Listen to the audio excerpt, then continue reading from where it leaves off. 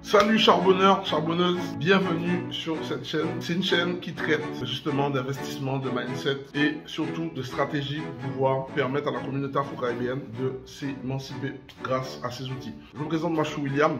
On va traiter aujourd'hui de cette fameuse question que j'entends souvent, qu'on me pose à chaque immersion, à chaque événement que j'organise. Will, faut-il acheter ou louer sa résidence principale en 2023? Je vais traiter ce sujet-là durant cette vidéo. Si tu restes jusqu'à la fin, tu vas savoir exactement à quel moment c'est intéressant pour toi d'acheter. Tu vas savoir exactement les erreurs que tu ne dois pas commettre pour ne pas que ta résidence principale devienne un boulet. Et surtout, je vais te donner une astuce pour faire en sorte que si tu souhaites absolument acheter ta résidence principale, comment faire pour que cette résidence principale puisse t'apporter entre 50, 100, voire 200 000 euros de plus-value latente en suivant ce conseil. Reste à la fin de cette vidéo, je te partagerai cette astuce et ainsi que d'autres cadeaux que je te dirai uniquement à la fin de cette vidéo. Pour commencer, je te demande tout de suite de t'abonner sur cette chaîne. Tu m'exploses le bouton like et surtout, tu partages cette vidéo à pas mal de personnes que ça pourrait aider. On va commencer dès le départ.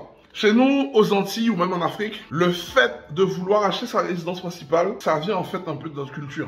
Faut le savoir, ça vient de notre culture. Certaines personnes vont te dire que quand tu es locataire, tu jettes de l'argent par les fenêtres. Donc c'est pour ça qu'ils vont un peu, dans ton entourage, te pousser la main ou te faire entrer dans ta tête qu'il faudrait que tu sois absolument propriétaire. Mais il faut savoir que ce qui est valable aux Antilles, ce qui est valable en Afrique, c'est pas ce qui est valable en Europe, tu vois. Et je vais t'expliquer pourquoi. La première chose, c'est que aux Antilles, comme en Afrique, les personnes ne faisaient construire leur résidence principale avec leur économie personnelle. C'est-à-dire que chaque fois qu'ils avaient un peu d'épargne, ils faisaient construire, tu vois, et ils avançaient à leur rythme. Ils attendaient juste de pouvoir mettre la maison hors d'eau, hors d'air, pas forcément d'esthétique, et ils faisaient rentrer toute la famille dedans. Et de ce fait, c'est un signe protecteur, et c'est pour ça, et on est resté avec ça, en tout cas, les Blacks là, on est resté vraiment avec cette idée que avoir sa résidence principale, c'est important. Mais il y a une chose que tu dois faire vraiment attention, c'est que aux Antilles, au bled là, ils ne sollicitaient pas le crédit. Donc, dit comme ça, rester comme ça à vivre, à être locataire alors qu'ils peuvent économiser pour eux et faire construire à leur rythme,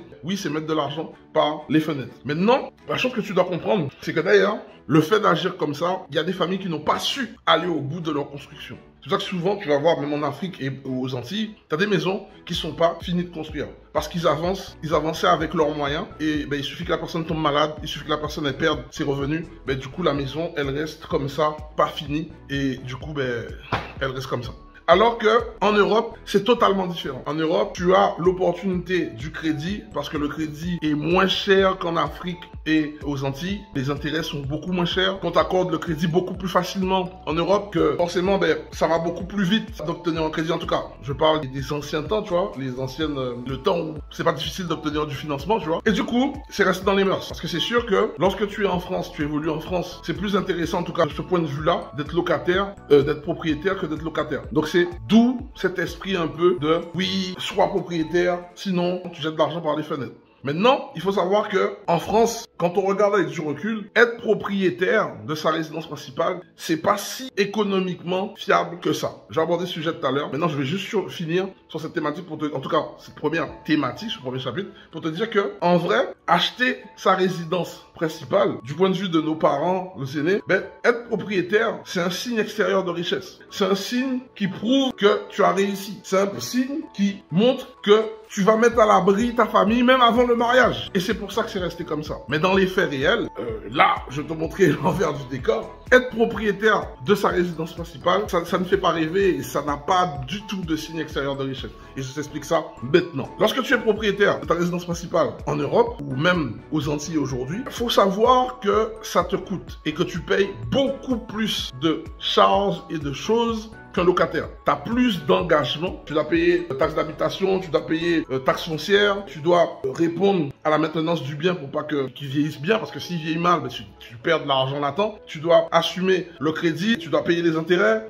en fait tu as plein de choses et surtout comme tu es propriétaire de ta résidence principale, tu ne peux pas jouer sur la fiscalité immobilière pour pouvoir gagner de l'argent sur de l'amortissement ou de la facturation. Tu peux pas jouer sur ça. Tu es propriétaire, tu jouis du bien, tu payes plein pot. Donc c'est pour ça que je dis souvent que le fait de posséder, c'est pas ce qui te rapportera de l'argent. Et en ce sens, être propriétaire de la résidence principale coûte. Faut savoir que lorsque tu prends un crédit, si ton bien t'a coûté 200 000 euros, en vrai, en frais indirects, c'est-à-dire les frais de notaire, les intérêts du crédit, tu peux rapidement monter à 280 000, 300 000 euros de ce que ça va te coûter réellement pour un bien dont la valeur sur le marché est de 200 000 euros. Tu vois? Et ça, faut le prendre en compte. Tu seras tout seul à le payer avec ton mari et vous avez intérêt dans votre couple, payez bien parce que ça va directement être ponctionné sur votre seul revenu qui sera votre travail. Si vous travaillez et vous êtes en CDI et que vous n'avez pas pensé à avoir d'autres sources de revenus. Donc ça, c'est important de le réfléchir à l'avance. De ce fait, si tu penses déjà à vouloir absolument ta résidence principale, tu vas aussi penser au fait de t'éloigner pour essayer de gagner en pouvoir d'achat.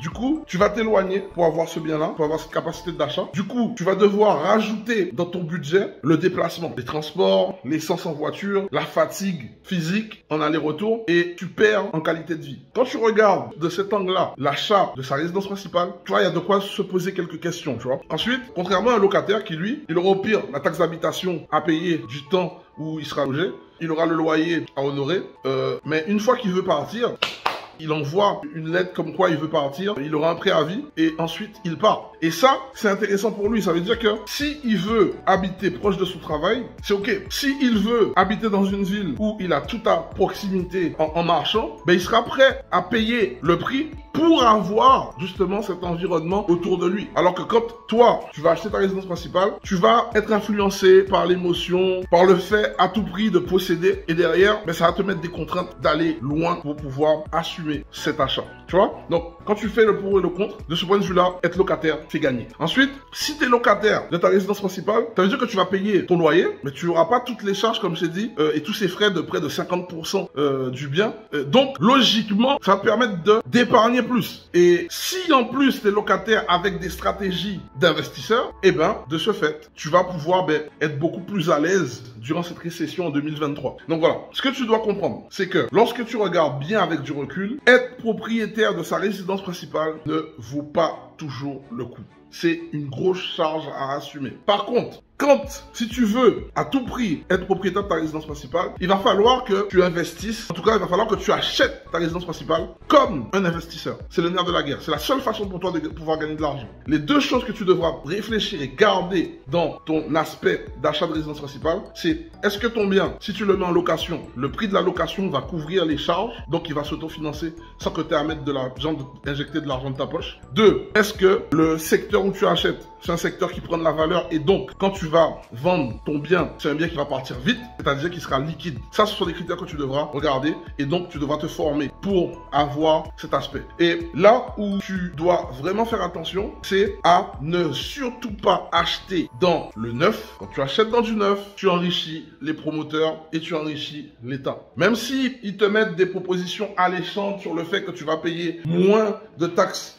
notariales, tu vas, sur la facture à la fin, tu payes beaucoup plus cher et souvent pour une qualité moins importante que si tu l'aurais fait tout seul. La deuxième chose, tu ne dois pas, surtout pas, acheter de projets en défiscalisation. Et la troisième chose, tu dois faire en sorte d'acheter en dessous du prix du marché. Parce que tu as vu, je t'ai dit que si tu achètes normalement, déjà tu vas avoir à peu près 50% de frais indirects qui vont sortir juste pour acheter ton bien immobilier. Comme tu le sais à l'avance, il faut absolument, quand tu achètes ta résidence principale, si tu tiens à tout prix à l'acheter, d'acheter en dessous du marché. Comme ça, ces frais-là que tu vas devoir mettre, qui sont les frais de notaire, les intérêts du crédit, tout ça, vont te permettre d'être au prix du marché et de perdre moins d'argent, sachant que tu vas les rattraper si demain tu mets en location ou si tu revends. Et enfin, la troisième astuce que je te donne, c'est que si tu achètes et tu vas à tout prix acheter ta résidence principale, pense à toujours acheter quelque chose que tu vas pouvoir valoriser. Parce que c'est le prix du mètre carré qui est important. Et si tu as du mètre carré que tu peux valoriser, donc quand tu vas vouloir vendre, que tu peux apporter comme étant une surface que tu peux exploiter, forcément ça te permet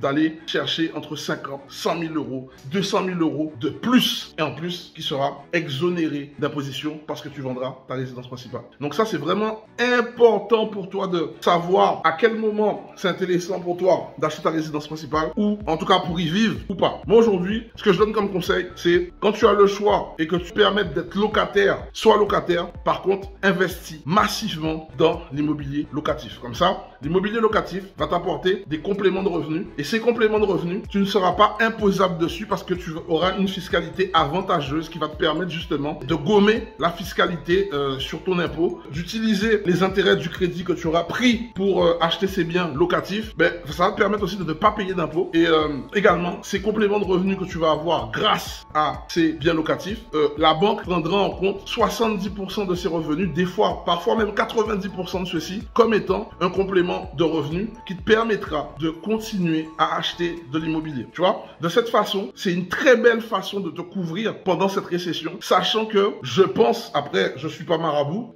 je pense que l'immobilier va se stabiliser et ce sera un bon moment d'acheter ou de négocier des prix en dessous du prix parce que les autres personnes ne seront pas formées comme toi et seront frileuses de se positionner sur le marché. Donc, tu auras beaucoup plus de pouvoir de négociation et ça sera le moment vraiment de négocier. Mais pour ça, il faut que tu te formes. Et comme tu es resté jusqu'à la fin, eh ben, je t'offre l'opportunité de participer à une immersion gratuite que j'organise ce dimanche à 19h30 heure de Paris, que tu sois en Guadeloupe, Martinique, Guyane, en Afrique, en tout cas originaire d'Afrique et que tu sois en France, cette immersion va t'aider à investir dans l'immobilier de façon intelligente et surtout pendant cette période compliquée. C'est une immersion depuis le confort de chez toi et tu vas pouvoir me poser toutes tes questions en live et tu vas apprendre énormément de techniques que tu n'as vues nulle part ailleurs que dans ce live. J'espère que cette vidéo sur la question t'a plu. D'ailleurs, je serais très curieux d'avoir ton retour sur mon explication. Qu'est-ce que tu en penses? Fais-moi part de ton avis là-dessus. Ceux qui me répondront, les 10 premières personnes qui me répondront, j'aurai un cadeau en plus pour eux et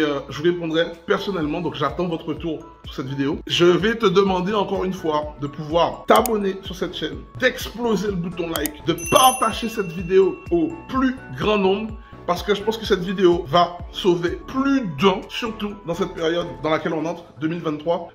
Si tu as des amis qui étaient prêts à acheter leur résidence principale mais ne savaient pas comment s'y prendre alors que tout augmente et que tout est compliqué, je pense que cette vidéo va les sauver. Donc c'est le moment de partager, de pousser à tes amis, à ta famille. Et puis voilà. Donc c'était Will de NR Group. Je te souhaite le meilleur pour ta réussite.